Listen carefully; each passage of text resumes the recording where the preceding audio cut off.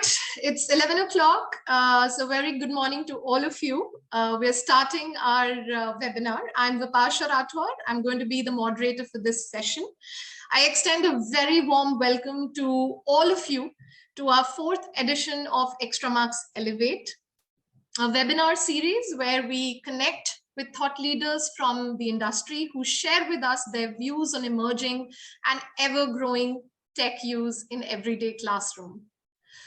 At Extramarks, throughout our journey of the last 15 years, we have focused ourselves to create solutions that act as drivers in delivering a happy classroom environment.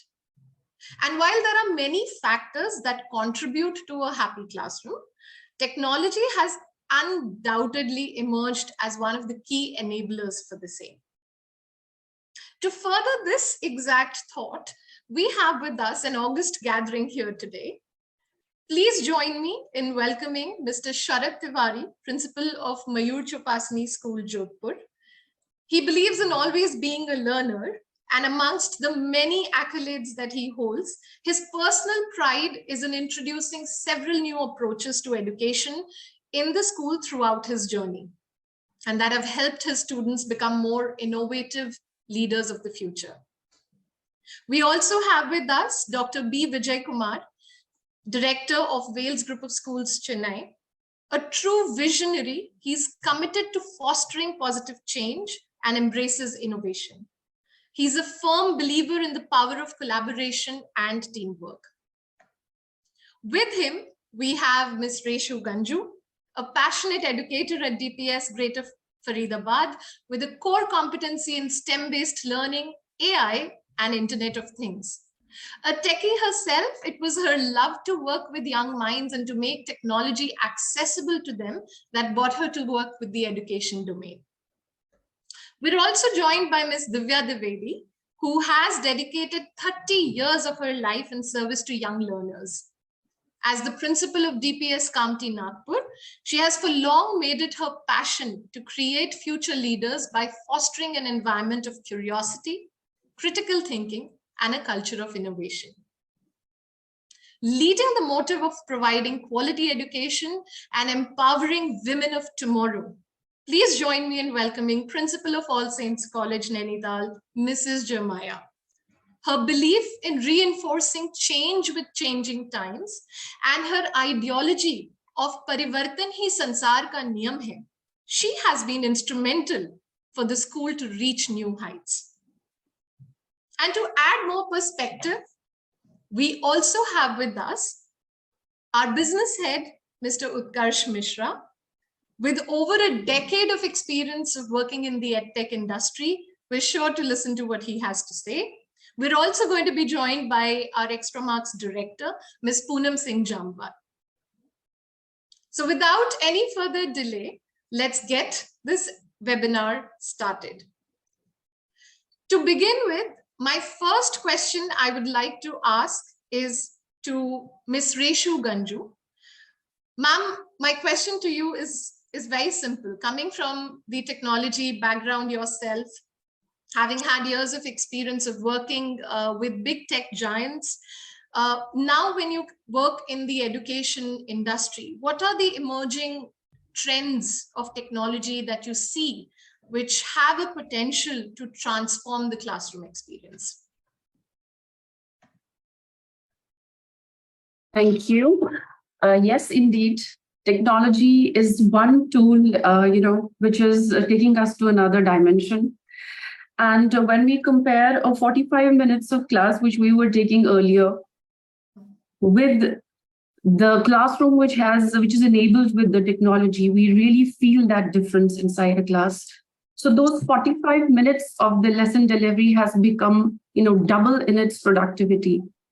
And it is not just, a teacher is saying that, on this platform, it comes with decades of research, the case studies, and all the, relevant facts that have emerged in the last 10 to 15 years, which prove that how effective the role of technology is, it's helping the education sector to bloom.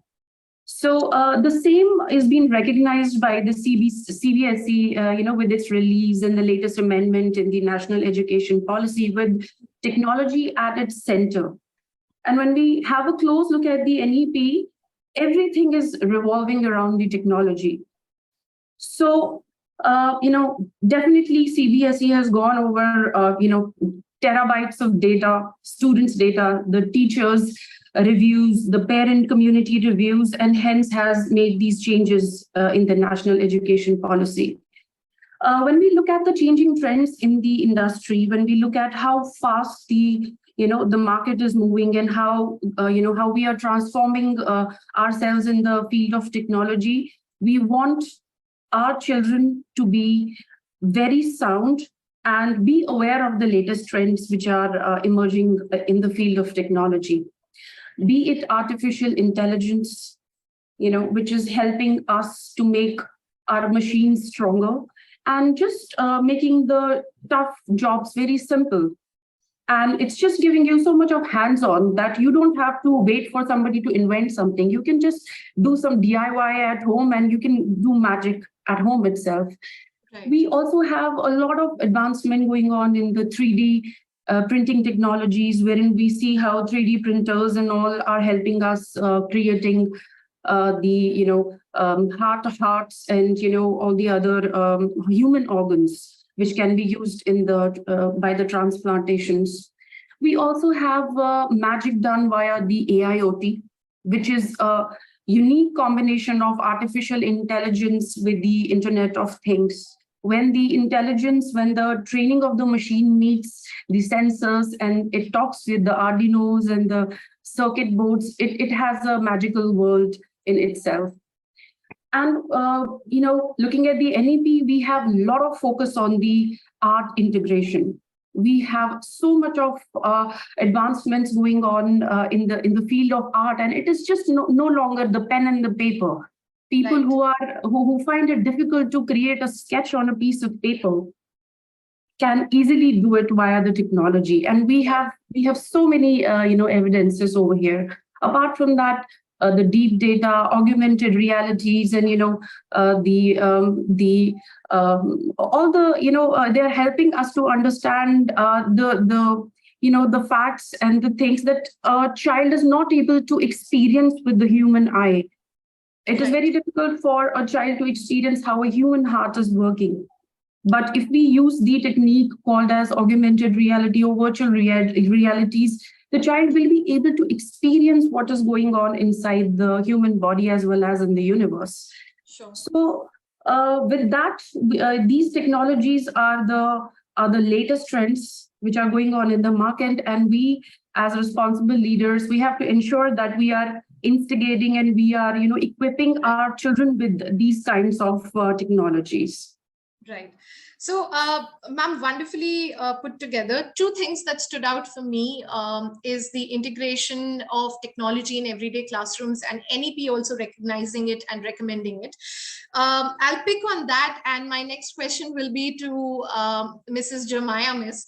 Ma'am, I wanted to understand that according to you, what would be some of the effective strategies for selecting and curating digital content that aligns with the curriculum as well as the learning objectives and exactly helps us achieve everything that Reshu has just mentioned with the use of technology?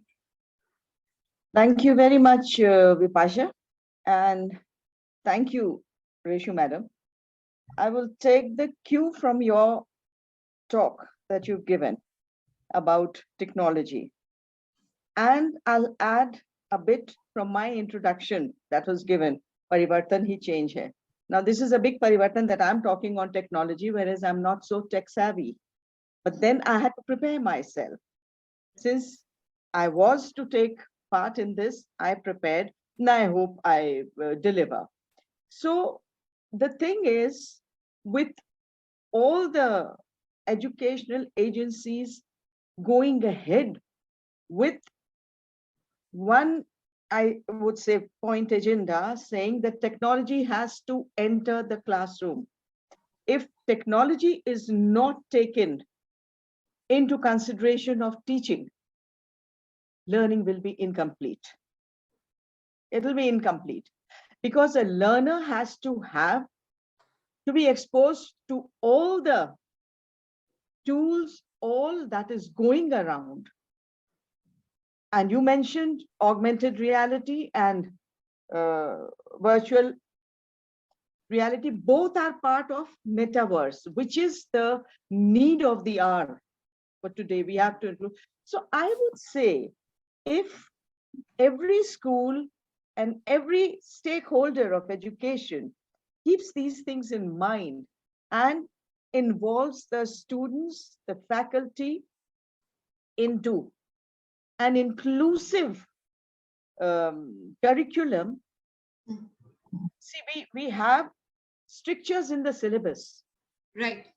At the same time, we have the freedom to, make it a little flexible, to include things, to exclude things, and to make it a little more student friendly and teacher friendly also, both sides. So I would say we have to change and make sure that the students are exposed to all, which we have to take care through NEP also. See, NEP is not at all difficult if you understand it and you include the points which have come in that curriculum. So that's what I would say, change and adapt. Change and adapt. So again, very important. I think you started off with saying that one has to prepare beforehand, and that is what sums it up for us. But technology entering every classroom and it making learning fun for students and making life easy for teachers is where I'll bring in Utkarsh. Utkarsh, you've been working with the edtech industry for long now, and how have you seen this technology going into every classroom happening, and what are the changes that you see now that are taking place? Well, thank you, Pasha, for asking this. Yes, technology has played a very important role over the past decade. But today, when all of us strive to have that happy classroom environment, if we look at it, it's kind of a panache or that Six Sigma achievement, which every school or teacher aspires to be valued upon. But if we look at its definition of happy classroom and how technology has played an important role, and if we go back in time, probably years back, a happy classroom was more to do with the infrastructural dynamics of the classroom or the schools.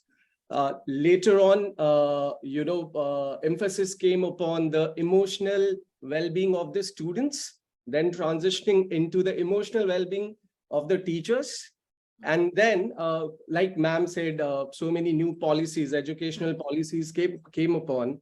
And a lot of educational, these policies brought in changes and innovation in the pedagogical approach. For example, use of Bloom's taxonomy to simplify the teaching and learning process for the teachers and students, or policies where, at foundation level, we came up with the grading system for the encouragement purpose. So all these have been playing an important role. Also, like, let's say, inclusivity of social elements in today's time, or few schools went out of the box to try the bagless concept. Because to get rid of the physical burden, that also creates a happy classroom environment. Right. While all this was happening, technology was kind of integrating itself all across throughout. Right from the AV rooms to coming to the pedagogical changes where LMS started coming in picture. So finally, I would say technology found its place during COVID. Wherein, every school, it was a complete revolution or an evolution, we would say, wherein we saw the teachers of India, flying high, and so easily they came on board. So while technology was there in the past 10 years, I see that the adaptability of this technology actually happened during the COVID period. Now the question remains is, how do we sustain on it? So sustainability is something which everyone should work upon. However, I still believe, and many of us over here would agree, that 70 to 80% of the onus lies with the teacher. And 100% onus lies with the school management and edtech innovators like us, who need to empower the schools and empower the teachers in providing the correct sustainable technology, which allows them to create a happy environment in the classroom. So that has been the journey over the past 10, 13 years, while now the focus is more on having a sustainable approach and use of the technology in a very sustainable manner. Okay, so use of technology in a sustainable manner, and we have Sharad sir here with us, and you've been an ardent believer of innovation yourself, and implementing it at every stage of the learner's journey across in your school.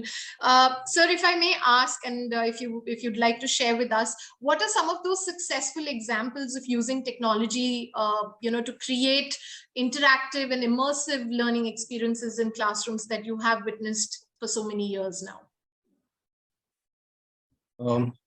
I would say this has become a necessity more than a luxury. I used to be surprised by school heads and school managements who used to believe, now this is just a fad, this is just a fashion, we can do without these, because for one simple reason, probably it meant investment into hardware and a system in every classroom. So there was reluctance decade back, or I must say 15 years ago, this was something very new.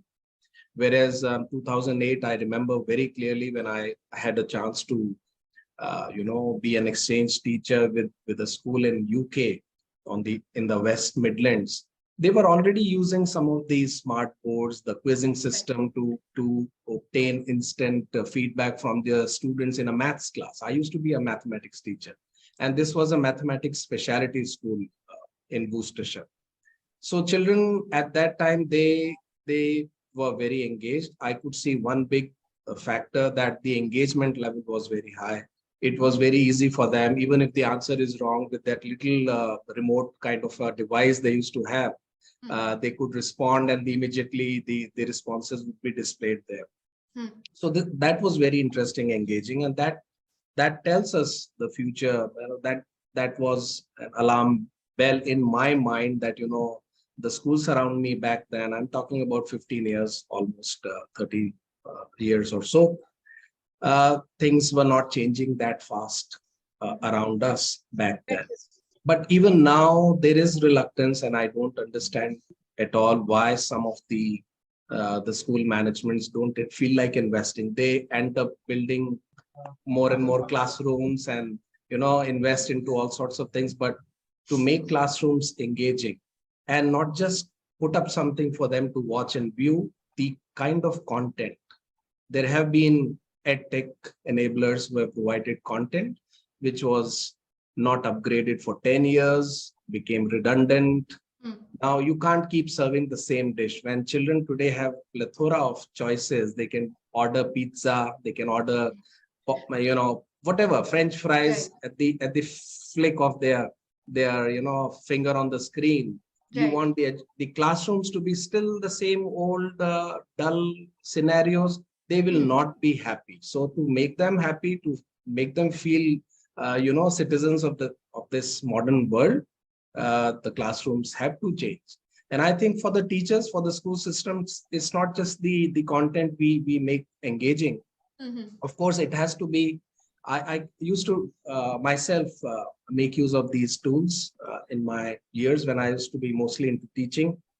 But now as a school head, I encourage teachers to use these very judiciously. It should not be totally, automated classrooms and like this. Either use your content as a hook to get the curiosity whipped out, or use that as a module to summarize what you have taught, or to recall, or to help. These are very good memory aids, rather than human being talking and some black and white notes you have in your notebooks, which are important. It has to be multi-sensory approach. But when you watch something, a child's mind remembers that much more. Also because the entertainment industry and everything is becoming so intense that, when they go out, when they're on their devices, it has to be matching. The teaching learning process has to be equally engaging, if not better. So the immersive learning, the more you engage technology in classrooms, the better. One thing is for sure, any school, any classroom that thinks, nahi, chalk and talk method is good enough. Teachers, Bhagwan ho gaye, hum to insan hai, hum purane zamane ke, old school. Because we were not, as students, I think none of us here in the panel, probably most of the attendees, the teachers, probably in their school days, early school days, did not get a chance probably to be into that immersive mode. So by default, we feel like sab theek hai, humko bhi aise padhaya tha, we can continue that. But I think more than that, we also have to consider behind the scene enabling factors, which I am very curious and I'm considering how to employ that in my school classrooms, which is about learning analytics. Which is the process of collecting, analyzing, and then interpreting the educational data to gain insights of the student learning. For example, I used to be a maths teacher. My student has been given a half-yearly exam, final exam. The results are out. Parents are very happy. Results, mark sheets doled out. Child is promoted. But in mathematics, a child has scored low. There's another child who has scored low, or somebody has scored an average score. But in which subject? What kind of questions the children are struggling? Maybe it's a feedback for my teacher to work harder on those aspects. That kind of analytics is not humanly possible if I've got 200 kids in a classroom, 4 sections or 5 sections. If the data can be merged on with the help of technology, probably we can change our learning style in quadratic equations or in trigonometry. That kind of intense micro feedback is what I look forward to. And I'm sure Extramarks is always innovating, improving, is always ahead of the curve in terms of value addition to classrooms. That's where I look forward to continued association with this amazing group. Thank you. Thank you very much. Sharad sir, thank you so much for the confidence that you're showing in us, and that has been one of our driving, motivators in the last 15 years of our journey. Something very, very important that you mentioned about creating learner journeys, and data being having data in your hand to be able to analyze and really understand the learning graph of every child. While we dive deeper into that in a minute, I want to first ask Vijayakumar sir. So do you also personally believe that technology in everyday classrooms can help create these personalized learning journeys? And we'd love to hear in case if there are any success stories that we see at Vels, which you can share with us. Thanks, Vipasha, and good morning to everybody. It was nice hearing and seeing you all people in the kind of gathering and exchanging views. This is going to help us in a long way to share our own experience with each other, not only gaining the knowledge from the many other sources, personal experience and how do you run your school or institutions. Sharing the experience would be the more helpful. So I'll be focusing on sharing our own experiences in a simple words of my own, instead of using a lot of jargons and technical terms. Having said this, and I was very much impressed with the title, Happy Classroom. The reason is the whole set of group of schools we have, about 25 schools we have, having all the curriculum. The Vels has got all the curriculum, multiple curriculum. And also it serves the topmost high-end schools, and also the other one on the other side, where our fee section, everything is very small and cater to the needs of the smaller group also. So having varied things, and also I get associated with my university, which is very, very, very large, having so many medical colleges and things like this. So I take it generally, it's a classroom experience and the technology of it is, and how we make the children. Our chairman, Dr. S.R.K. Ganesh, the one aim of our entire school is that it should be a friendly ecosystem should prevail in every campus. Very friendly ecosystem must prevail in every campus. Second, we believe in that should be opportunity every available opportunity should be available to everyone Yeah. if they want to reach to that. So there should not be any barrier, whether it is economical or any other things, to the larger extent. That is the goal in which we travel, and that's how we set up our schools right from the beginning. That's why you see the varied fee structure, varied atmosphere we have that. So we make sure that, because ultimately we are not trying to make the students to orient themselves to the score or teacher to involve into it. It's to making a person capable of having all the skills which are required in the 21st century, which should possess. And naturally, you should be very innovative and creative. The two Right. things, apart from other things, I said innovative and creative, you should be able to do it. There comes your teacher, all the stakeholders, and of course, the total unavoidable. I say answer to you, yes, technology helps in a long, long way to convert all your knowledge and wisdom into an implementable scheme or a process, and creating a person very innovative and creative in their own life and face the many skills. Because ultimately, he has to be entrepreneur, he has to be a politician, he has to be a businessman, he has to be teacher, he has to be a professor, he has to be a secretary, many walk of life he has to do that. So the school is the base where we execute that. So in providing that, the technology plays a very big role. And the second thing is, which was my research topic for my doctorate, was that like the technology has grown, every day it grows. Whereas the educational leadership or the people who are involved in education, the educators, have to equip themselves with also a lot of skills.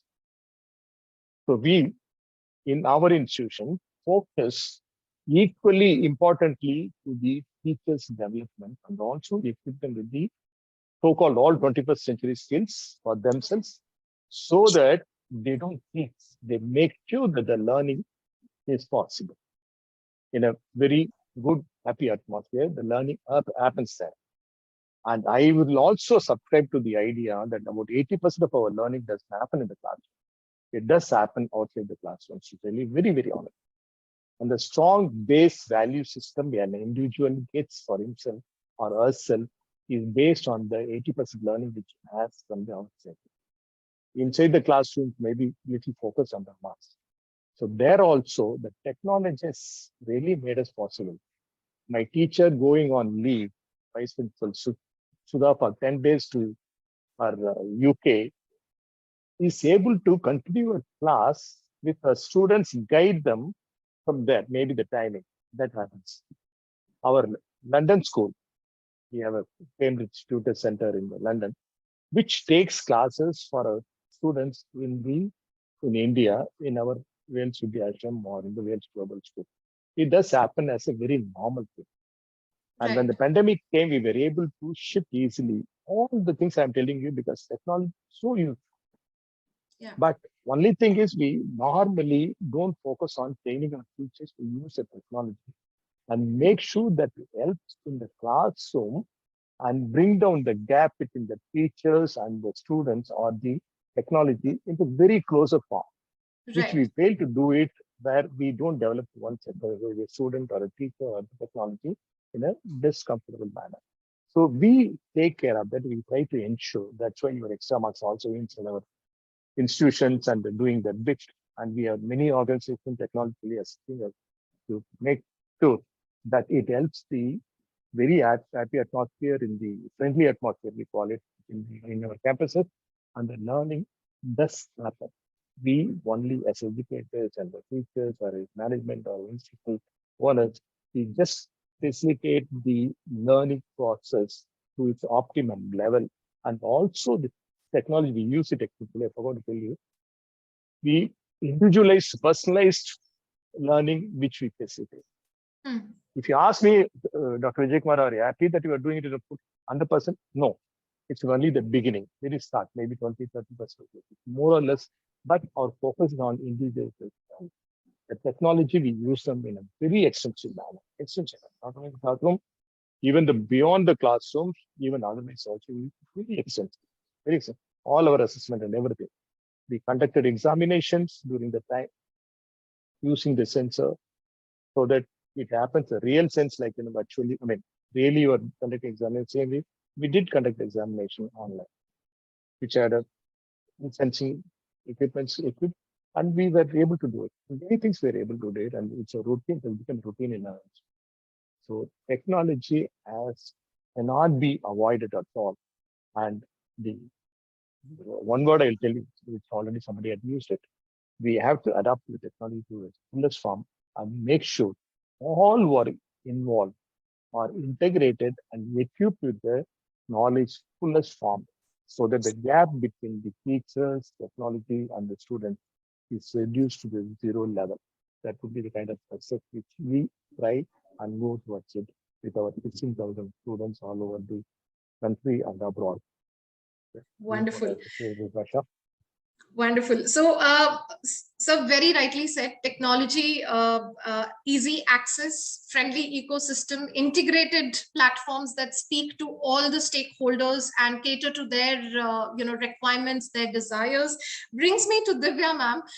We are, seeing a lot of change happen at your school, and there are certain such curated journeys that you will be, launching very soon and working with.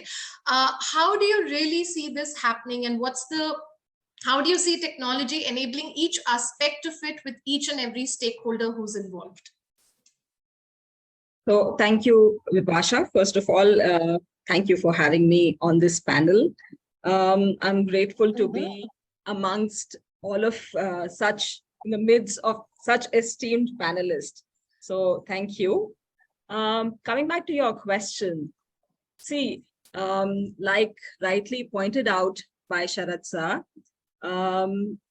it is the foresight of the management which enables the workforce, that is the teachers, and blesses the children and touches upon their learning. So we make the classroom friendly by bringing in a lot of not just only content-based color variety in their learning, but also the pace of the curriculum becomes faster, and when the children get to understand, that they get to comprehend better, the pace of the curriculum would move faster and they will have more time at hand. The teacher will have more time to plan her lessons well. The student will have more time to browse through the questions and answers which come associated with the modules, and thereby adding on to their learning and comprehension better. Coming to the next level, it's not just only the questioning and answering of a chapter, it is the exploration that comes along with this, the app-based learning. You're free to explore through the length and breadth and the variety that is available. And then we move on to, a comfort zone wherein the child is adept to trying new things in the classroom. And this is where the happiness quotient comes in.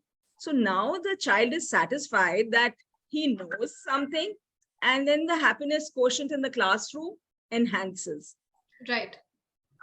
And this is what takes it to the next level. They are ready to take assessment. Now the assessment being for learning and not of learning. As the NEP suggests, we are not learning we are not assessing what the child would have memorized and regurgitating the facts. Now the learning would be to be used as a tool. The assessment would be used as a tool, and this tool would be for learning. Now the gaps in the learning, like rightly pointed out by Sir, again, can be bridged by filling the gaps. Right. So the assessment becomes another tool for learning. Now you have aced the concept, you can move on to the next. Right. This is the beauty of tech-based learning, that it can be personalized, it can go with at your own pace, at each student's pace. So a fast learner can pick up faster and go to a next level of questions. And a slow learner can be curated with that level of questions. So there is a lot that can be done in the classroom, and thereby establishing happiness. You know, what happens is when the child feels recognized, when the child feels appreciated, that is when happiness happens in a classroom. So if it's a game-based learning, if it's a quiz, and you get a response as you are appreciated by the system and by the teacher, by the stakeholders. So that is when happiness will happen and learning will establish itself. And we've had a happy classroom. Right. I hope I've answered your question. Wonderfully so. Talking about how we're integrating, technology at every stage of the curriculum delivery that is there, whether be it in terms of teaching or whether be it with assessments. Obviously, we can see that technology is a consistent part of it. And wonderfully mentioned by Sharad sir, you, and Vijayakumar sir, for you, by you also. It is the responsibility of the edtech giants, who are working with schools to be able to also make this easily available in a user-friendly manner for the teachers. And that brings me to Poonam ma'am, my question to you. Having worked in the space for so many years, delivering services, giving out products to schools across, how have we maintained this easy access, anytime, anywhere, friendly ecosystems? And what is it that we now see as the next big thing here? Ma'am, you're on mute. Sorry. Good morning, everyone. And it's a pleasure to be amongst all of you. And this is my best place to be in, because conversations is from where we learn and we go back to our lab and evolve. And that has been an attitude of Extramarks. We walked with the teachers, and if anything, anybody has created an Extramarks are a lakh teachers over the years who have every day used and given a feedback of an effective way of taking digital learning into the classroom. That aside, there are 2-3 points that have come through to me. Post-COVID, a lot of soft skills are what everybody is paying attention to on mentoring or connecting with people and everything. But learning, I think, is a form of achieving self-esteem. When a child is young, he's asking around, why is the sky blue, or why am I? So he's curious that time. But as the time passes, it is also self-esteem for him that I've achieved. So a lot of times in a classroom, when you're talking to a group of people, they're increasingly from 80% curious students, we have only 10% curious students, because those students start struggling with self-esteem. Right. Self-esteem really is to know or to understand. I think the biggest power or contribution in the classroom that digital learning is giving is helping the student and the teacher to clearly explain basic concepts. They become foundational knowledge for your future application of knowledge. And that is one very, very critical part of contribution that digital learning gives. So it has to be commonplace. It is a tool for all of you. There is no rocket science around it.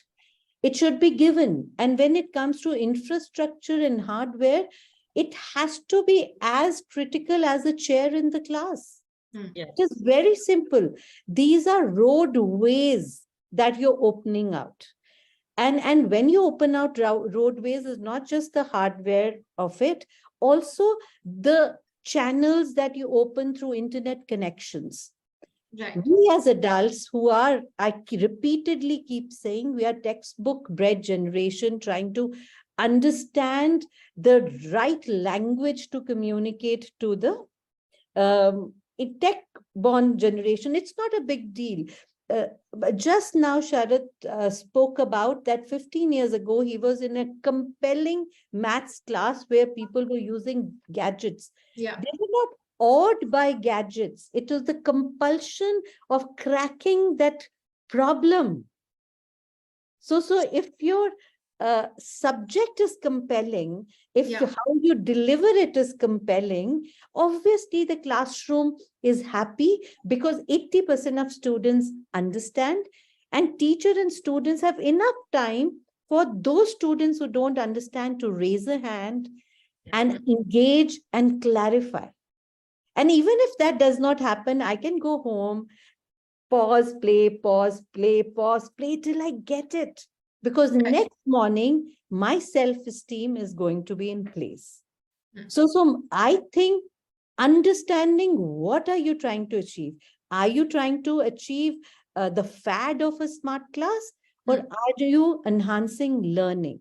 So what Vijay sir said and Divya said and Jeremiah ma'am said, everybody is very clear. They want to make the classroom friendly and happy so that there is an environment for children to learn.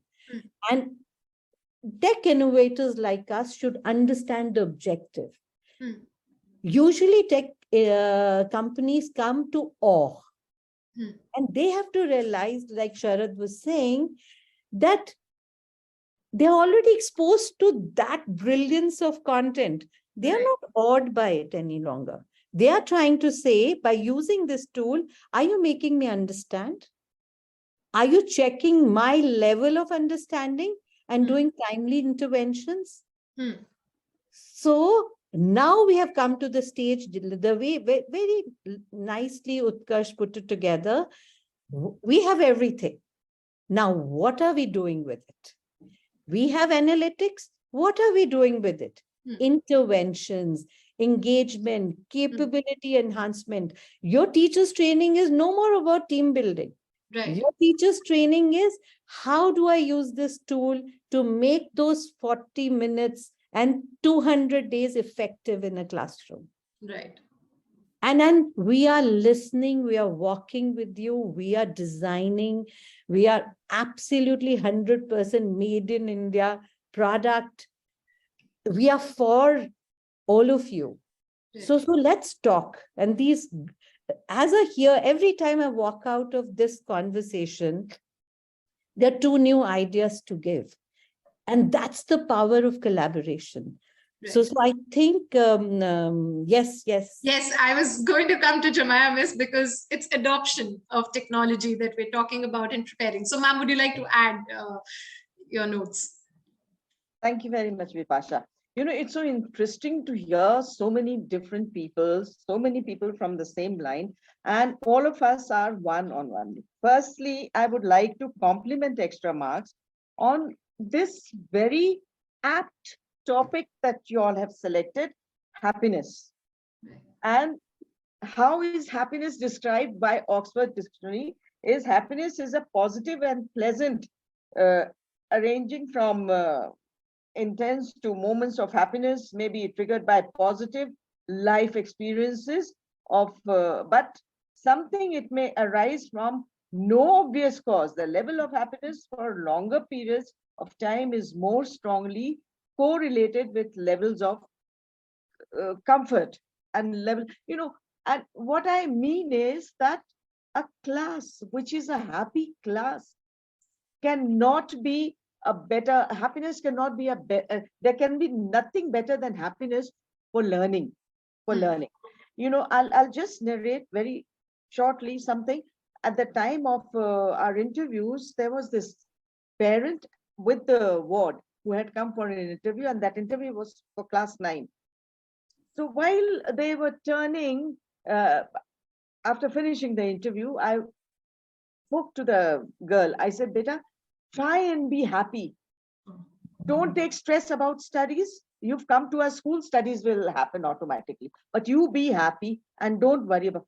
The parent turned back at me and said, "Ma'am, don't say that. उसको बोलिए पढ़ने के लिए. अरे भाई, studies happen. And what I like best about Extra Marks again is that there is such a lot of hand holding, so much of hand holding, that we are not lost at all at any point of time. So now coming back to the topic of learning, I mean, there is great learning methodology in Extra Marks. And as somebody mentioned about technology and teachers, see, the thing is, technology will not replace teachers. Yeah. Technology will not replace teachers, but teachers who do not use technology will be replaced. Right. The time for change is now. Yes. We have to wake up, take this wake up call, learn if we want to stay in the business, as you say. Right. Then you have to understand that we all have to upskill. Yeah. We have to start critical thinking. We have to start telling the children not to depend on text so much, but to take from the text to create their own thinking, ideation, free ideation, to construct on the basis of that, not to depend on that. Even for subjects like sciences, I mean, the time is that you cannot say, I'll become an engineer and I'll become an architect, or I'll become this. I mean, the lessons which were there in the time gone past on maths and physics and everything, even those lessons are based on technology today. They first have to learn technology, then only they can learn their text. So without technology, nothing is going to work. No matter how much you work on your maths, no matter how much. See, there is a lot of automation. Yeah. With technology, automation has come in. So the time that you were spending on calculation and the rest of it is shortened. There is more productivity because of automation, and they have to learn technology. So if we don't reckon with technology, I don't think we can progress. We cannot. And Extra Marks has done a brilliant job by, first of all, picking up on this happiness topic. A child who knows, I mean, we have to help the child in technology, and we have to help to provide. There are all kinds of children. They come from all strata of society. Some can afford the gadgets, some cannot. But a mobile is there with everybody, with every parent. And all the children are quite well versed with usage of a mobile. Yeah. So why not tell them to make use of that mobile? They need not have big tabs or expensive gadgets, but a mobile is enough. So unless we train them for that technology, we will not be able to reach our goal. That's what I want to say. Sharad, sir. Yeah, thank you. I just wanted to emphasize the point made by Mrs. Jamwal. It's very true. We need to understand what's going on inside a child's mind. When a child comes to school, what is he looking for? Maybe the school principal has a different agenda. Maybe the teachers want to finish the curriculum, do this, do the grading and everything. What is the child looking for? The child wants to spend his day engaged and happy. At a preschool level or even middle school, even up to class 10, the child is not concerned what job I'm going to do 15 years, 10 years later. The child is not bothered whether I'm going to get a pension when I retire or not. Those may be the issues with us adults. Right. What financial security? He or she just wants to be happy during that day. What makes it happy is what we need to address. If we can, I keep telling parents, basically what happens is we keep your children busy, the mind busy and engaged. Whether they remember, memorize is a different thing. They have to grow, their minds have to be busy. And of course, in my school, the day starts with physical activity. First 45 minutes, the entire school is out on the ground, either doing sports or doing some cultural activity, debating this and that, those clubs. So the child should look forward to coming to school. Child should look forward to the environment of a classroom. That is the core issue we need to address. And thank you for bringing that up, Sija. Reshu ma'am. Before you go ahead, I just want to add one small thing. I don't know if technology can bring the joy of knowledge. When we were younger, we used to read that Tell Me Why books, and somehow Wikipedia came, and how we go inside the rabbit hole. What is it? That's how human mind is wired. Yeah. Then what? Where did it come from? And if we manage to get that excitement around math, science, history, and joy will come. I don't know, I meet a lot of young people who come from the best of the institutions. They're very mechanical. They're not joyful. And joyful does not mean jumping. Joyful, we have to instill the joy of that exploration, like Divya said. Oh, you are wowed by unfurling of that knowledge. That, the plant has leaves, and you cut it, there's a xylem, there's a movement in the xylem, and it breathes. Why is it not? Because the teachers are mechanically delivering lectures, their excitement with knowledge. So capability building is not tech capability building, but building capabilities of how we view knowledge. And using these tools to optimize or save time to be able to create that joy for knowledge, not the awe of beautiful digital material, but the heart of pedagogy in it. That does it. Extramarks, but my biggest contribution, I feel, of Extramarks, which we as a culture like to bring on the table, is when you bring the front facade of something very technically savvy, it needs to have a backbone of world's best practices of ideal delivery of a lesson.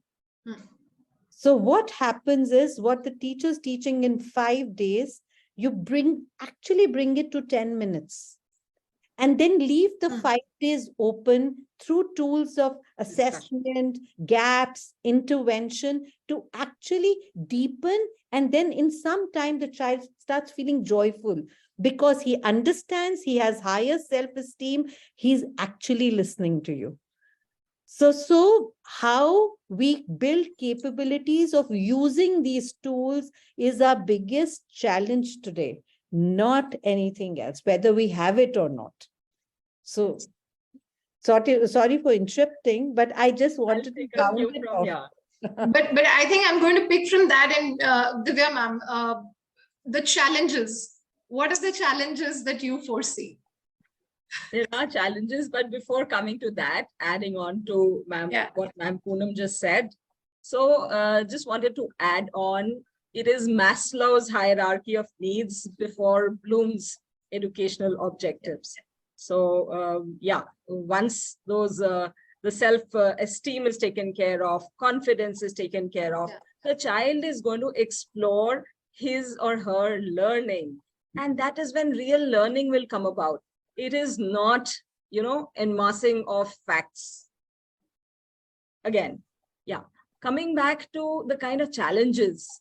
So yes, we have been challenged by a workforce, like one of us just mentioned. We've been taught in a certain manner, and we are in a straitjacket mindset.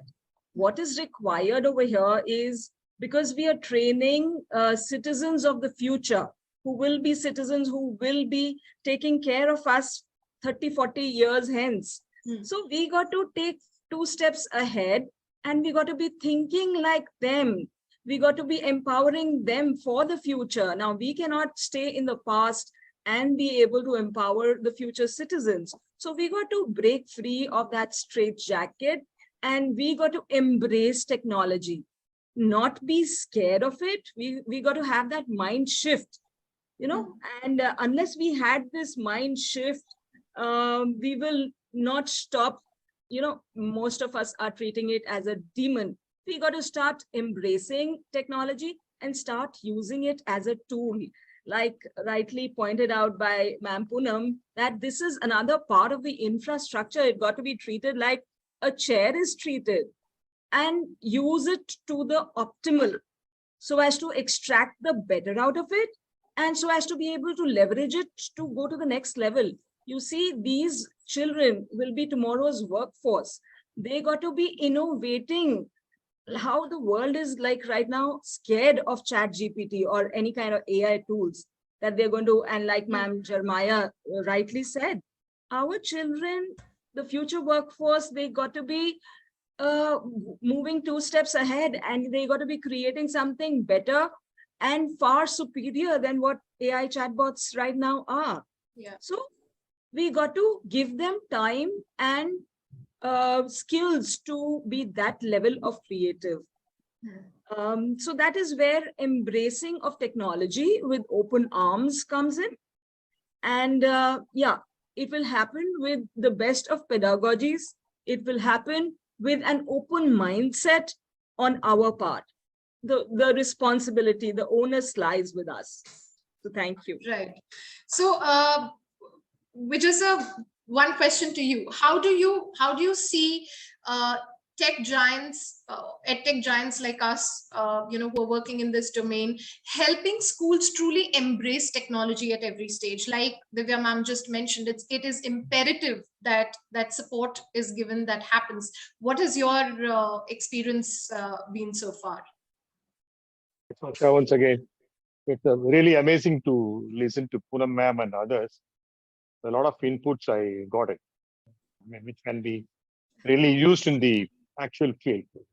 Because being the education administrator too, I have got a lot of things to offer. Before I attempting to your question, Varsha, I would like to address something which I forgot to mention.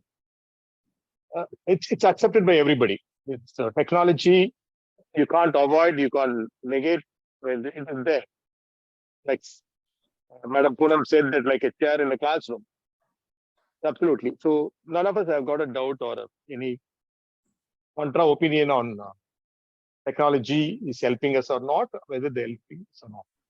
Now, you had asked the challenge. In that, I would like to add with my colleague a little more.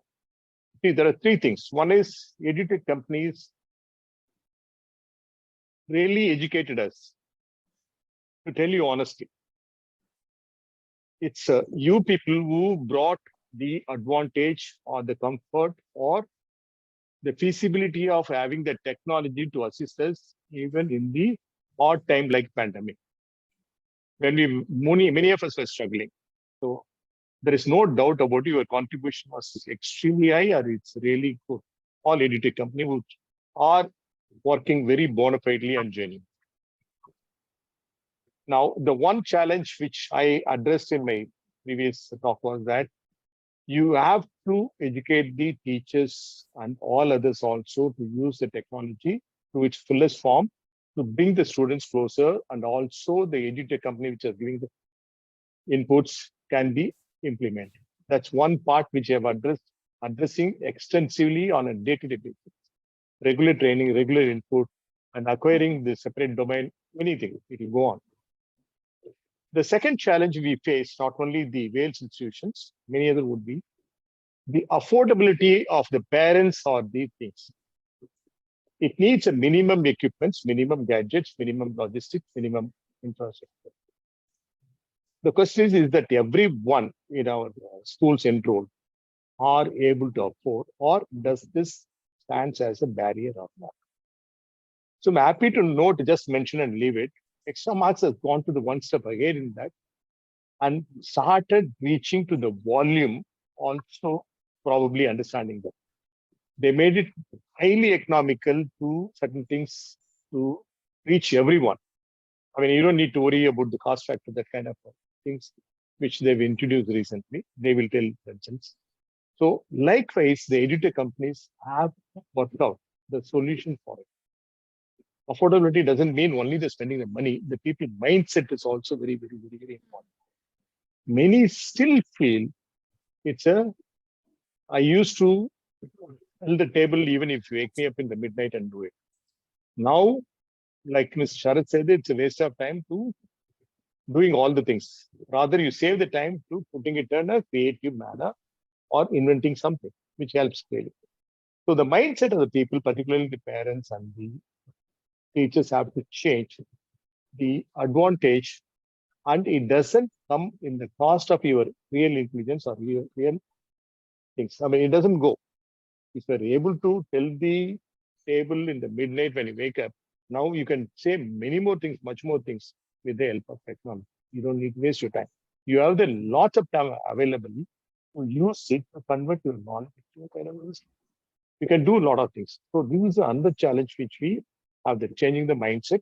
Of course, one is to equip the teachers and all the stakeholders to understand and train them in a very regular manner, very friendly manner. They need to be attended first so that the students, so bringing the gap now.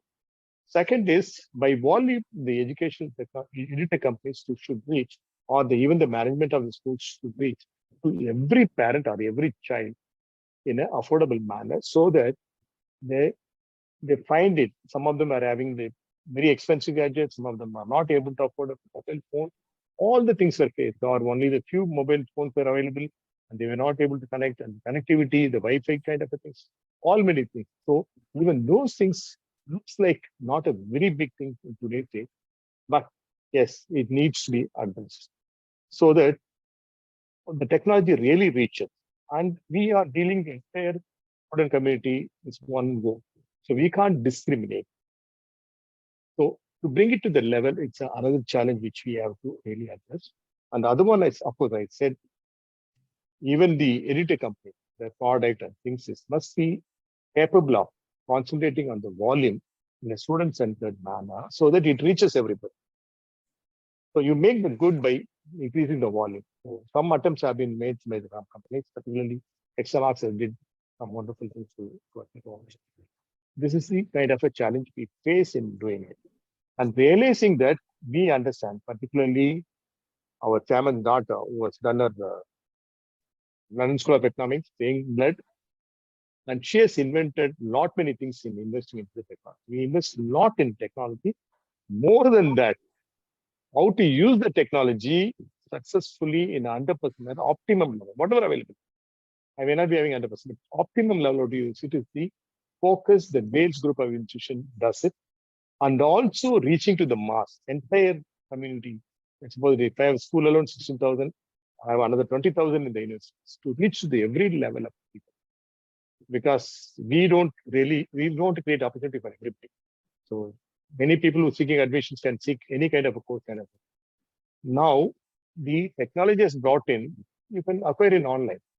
So what is being compromised instead of personal hybrid learning or anything, or by using only the online courses? So what is the gap in between? We have to fill the gap. Yes, these are the things which minimum we should address. And weights in our things, we have done it. And we as a school have got 20 people working around the clock, and not around the clock, full time, for research and development, which is headed by one of my director's colleague, Meenakshi. So we have the separate department to address all these things. 20 people are working with minimum 25 years of experience. So research and development center itself, we are having it and function. So these are the small focused investment on the things which will help to utilize the technology in real manner and reaches everyone in the class, everyone in the school, everyone in the group, everyone in the country. So the government, of course, one thing which I'm avoiding to talk, it will take more time, is that government keenness and making the things feasible for them, even to edit the companies. Affordability. It's not only the companies can alone do it. Certain things they must also contribute. There are so many things they do it, but in real sense, they have to do it. These are things for which we have put it up to the government also in favor of editor companies to some extent. Yes, there has to be some concession, some kind of things have to happen. Right. I would Small say, but finally, highly all the best. impactful. The all you. are very important and critical points. Right. And affordability has been a bottom line for us. no adoption can be piecemeal. The way you're saying mass, Right. it cannot have a transition if you pick 5 people and keep doing sample sizes. That is the biggest reason why adoption has not happened. Even the teachers have not taken it that seriously unless they were forced by COVID to go online. And today they are all tech savvy because they went en masse and they exchanged ideas of effective ways of using technology.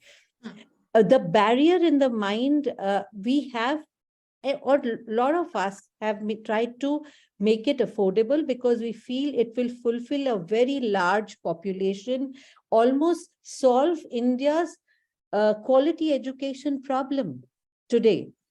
If this reaches to every corner of the country, because it's accessible, everybody has a receiving tool, but somewhere as head of institutions, you anyway decide for your 50,000 children to have book sets, right? But for last 60 years, they were having book sets. Why is it that a learning app for a child is not the curriculum material recommended by you? There wouldn't be a discussion. Why would there be a discussion? You recommend the curriculum material. You charge parents for curriculum material. Why does affordability come into it? So that is one point we have to talk about. Yes, Mr. Tiwari, over to you. Sharad sir and Jamwal ma'am. Yeah, I need to pitch in here because Mrs. Jamwal, you being very modest, probably the world doesn't know, but if you permit me, I must share that, Extramarks, it's an economic model. Of course, they have to manage the finance, the balance sheet and everything. But you all, all the esteemed panelists and the participants would be happy to know this was pre-pandemic, before pandemic. Extramarks was very magnanimous in providing tablets to underprivileged girls. There is a hostel that runs here nearby. It's in a village called Keru, where there are girls. There's a hostel for girls, and they provided tablets loaded with software to each and every girl that studies there, just to empower them, just to make sure. They don't talk much about it, but behind the scenes, Mr. Kulshresh and Mrs. Jamwal and all those core team, the big time, old time associates players, they do their share. But yes, much needs to be done by the government. At the same time, I always try to be more demanding with business heads, and I would like to, to enhance the happiness quotient of the students, not just during the lessons. I was just wondering, while Dr. Vijayakumar was speaking, I jotted down a few points, and there is a request here for you and for all the EdTech enablers that, they should also consider developing modules or material or in whatever format, essential support for the orientation of parents. There comes a time in the life of a child around 8th, 9th, 10th, the child has to choose subjects. The child has to consider what career the child will be making. Again, the same obstacle comes in the way. It is we, the adults, the teachers, the parents, who think, it's natural. We think 10 years behind how our childhood and what this world is like. You have to have a government job, security. Kya karoge, ye nahi padhoge if you don't have science. So can something be done? You do career counseling in a very technical manner, that test, multiple option assessment. But can something more be developed, Mrs. Jamwal? This is very personal, but I'm sure everyone will agree. Modules like a short glimpse in the life of a chartered accountant, a day in the life of a marine biologist. If you can prepare modules, if they can be played and a child gets to know, everyone says, mujhe ye banna hai, doctor banna hai, but if the child gets to know what demanding lives they have, it may be economically very rewarding, but at the end of the day, will it match your inclinations, your interests, your potential? And that, if you can bring together a network of professional courses online, which children can pursue even after passing out of school, that's what my daughter is doing. She happens to be a very unique student. She passed out when the pandemic was on. So she said she didn't have the option in 2020 to go anywhere. She had plans to do this and that. Finally, she, on her own, with a group of friends, decided she'll pursue higher education online. She says, I have much more time to devote to my hobbies and other things. So can something be provided? Can we develop programs on those lines? I did my IGCSE, teacher professional development course. I used to be a CBSE maths teacher. Then our school started with IGCSE curriculum, and I went through that curriculum entirely online, and then one course in person. But the kind of combination they had 12 years or 13 years ago was amazing. Case studies, this material, then a set of questionnaire, and you really didn't feel that you're doing an online course or you're missing the classrooms. Maybe for higher education. Yeah, Mr. Tiwari, very good suggestion, and I like to share that 3 years ago we started developing it, and our career counseling head, in fact, came up and said we should have professional courses for teachers, because capability mapping is right now limited to the B.Ed done 30 years ago, and upskilling options are also very, very limited for the teachers. And she came up with this idea. Can I interrupt? And there is no course for wannabe principals. You want to be a principal? Yeah. There's no such certified course for a teacher. Please think of them also. And leadership, basically the leadership courses, and nobody focuses on the stakeholders of within the education system, because ultimately they are developing the future workforce. And as always, we keep thinking and we keep listening. And this did come up 3 years ago, and she has designed something. But I find certain ideas very interesting, a day in the life. And that is something I'm going to take up with her, that this is something we'll be launching in 2024. Because this development takes time, and you have to map it to your formal testing levels also. We are creating what is your proficiency level now, and what are the suggested areas of upskilling. The way we have CAP career assessment test, we have teacher assessment test that has already been created and certified. So we are doing something and we are listening. So thank you. It's amazing. I just wanted the Reshu ma'am to input something on this. I've been wanting to hear her point of view. Definitely, ma'am. We always look forward to self-learn, because, going to the universities and going to the institutions is not possible at the moment because you have other commitments going along. So definitely a good, course which is affiliated by, recognized university, having, all the taking into mind all the aspects of the current times and, the way we are moving ahead in the technology perspective, especially which is incorporating factors, the biggest risk factors like digital citizenship, how to stay safe on the social media. All these concepts are to be incorporated in such learning materials. And I think that will make it a wonderful package. And teachers like us, all the people in the leadership or the management, they will be delighted to enroll for such courses. I think it is a wonderful idea. So just wanted to state to all our attendees, our Q&As are open. Please post your questions if you have any for our speakers. And yes, ma'am, Jamai ma'am, yes. Yes, very quickly. I mean, since all of us are talking about making our children future ready, actually in a gist, we can say we're making our children future ready. Now, being future ready, at the moment, I have a concern. Concern regarding the CUET.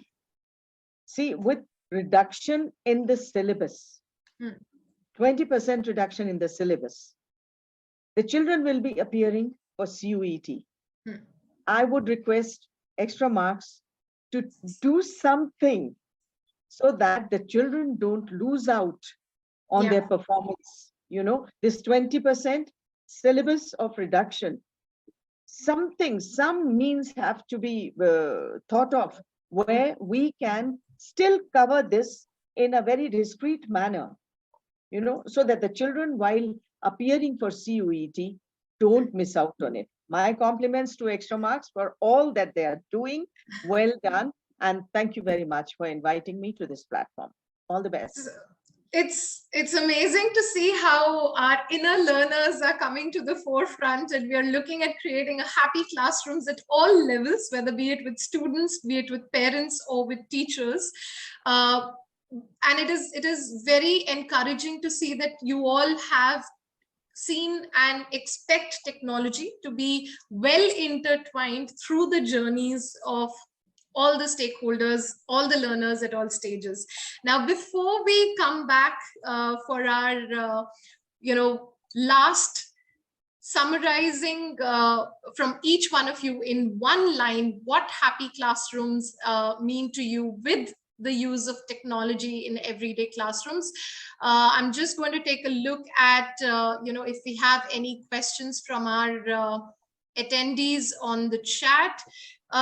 We do have one question: how secure, is to use technology in school with everything that is going around today on the internet? And Reshu ma'am, this question, I would request you to please take this up.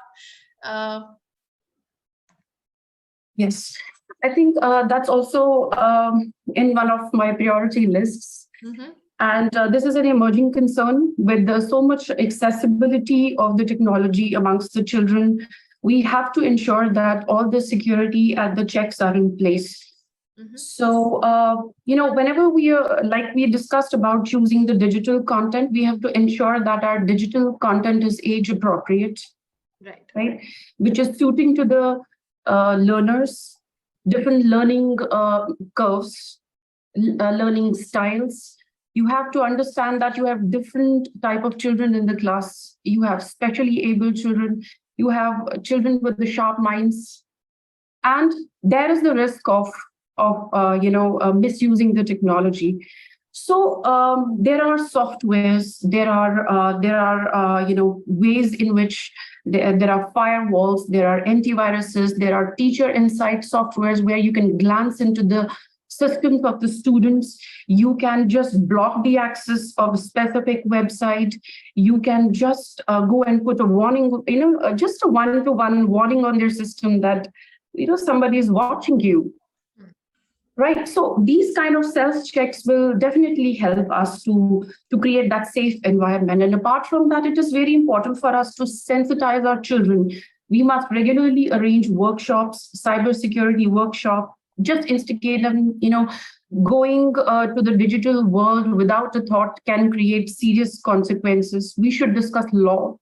We should discuss the regulations with them and share the consequences if not followed. And all of these things have to be just, given to them in the form of tech biscuits, one biscuit a day, it keeps you, just like a slow poison. So you just have to feed them slowly. And so that, it's just a part of their life. So something like this can be easily done. I think it is very well manageable at the school level. Okay, wonderful. Ma'am, there's one question on our chat from our audience. In a rush to complete the syllabus, how much technology should we use, especially with our senior students? All right, with pleasure. Rush to complete the syllabus. As I said just now, there is a reduction in syllabus. So the students also have to be aware of what and how much they're doing. They shouldn't just go by the index that is given. So they can, with technology, combine certain topics and see what else can be covered in this topic, so that the time consumption is less. That's one way of doing it. Okay. Wonderful. So we'll keep on taking the questions on the chat. We'll respond to as many as we can, but we'll go around the table now. And I would request, you to give us your one-line advice that you have for educators who are looking to leverage technology in delivering happy classrooms. And we'll start with Sharad sir. I'll repeat what I think Ms. Dwivedi had mentioned, teachers, future is yours. Most of us here, probably some of us, are on the verge of, moving out of the active teaching learning environment. We are enablers, school principals and directors and whatnot. So teachers, you are the front runners. You are the foot soldiers, I can say. You are in the battle. And for you to feel happy, empowered, you have to embrace technology. It is like you have to be prepared. Nobody was prepared for the pandemic, disruptions, discontinuity in teaching, learning, school closures like it happens in Chennai, Bangalore. You never know. With the climate change, weather playing tricks everywhere across the globe, like we had this cyclone passing by Jodhpur. Please be prepared to embrace technology that will empower you. Look at the war one world leader went with, thinking there is a small patch of land, this I will overtake within a week. But what turned the tables over him? It was technology used by the Ukrainians, and the enabling, I would not say it's a bad example to compare. The EdTech enabler there was the NATO. They brought in all those drones and latest advanced technologies. If they were not advanced enough, they were fighting a lost battle. So you have an example of world power, massive world power, coming to its knees in few months in front of a very small nation. Experienced, mature, senior leader versus a novice, a stand-up comedian leading a nation. The odds were very much against this one. But look at after 1 year, who's the winner? Technology can always empower you, will always give you the needed advantage if used in the right amount, right manner, like a smart chef using spices in the right combination. Wonderful. Dr. Vijayakumar, one line of advice for educators. So you're on mute.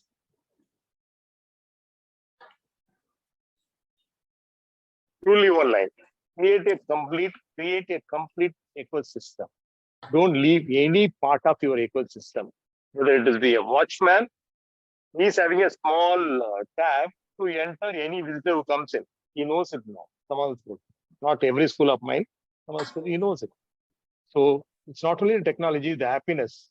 Yeah. It's to be there right from the beginning. Maybe even from the childhood, which tells that the same school is this kind. There also he had a small tiny painted on it. So it has to be there in the complete ecosystem. Wonderful. One word I would like to say that. Wonderful. Closing remarks, Reshu ma'am. Well, I would like to say that technology is not judgmental, right? Even if you use that little box and you type a question 10,000 times, it is not going to frown upon you. It is not going to judge you, and it is inclusive. It is for all learning types. And I think all that we need to do is to overcome our will issue and take a dive into the technology. Okay, wonderful. Divya ma'am. I'll add on to what Reshu ji just said. It doesn't judge.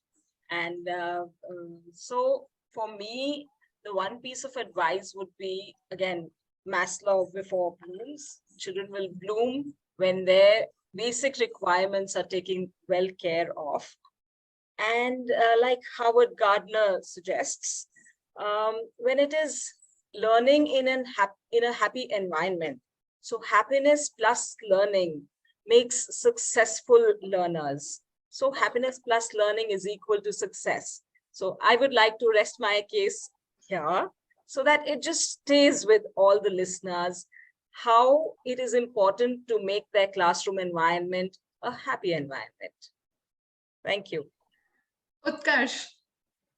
So from what Divya ma'am said, a happy environment will focus more on nurturing happy heart and happy minds, stress-free minds, and probably from what Sharad sir and Vijayakumar sir said, Extramarks will focus more on holistic learning ecosystem development, wherein we bring everything, together, be it courses which are required for educating the parents or students.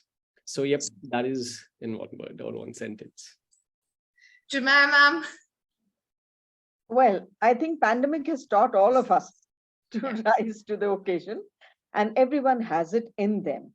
So never say die is the attitude that works, and happiness says it all. So happily go on forward to help everybody, be it students, be it your colleagues, be it parents, be it anybody else. So go on and give yourself towards happy teaching, resulting in happy learning. That's it.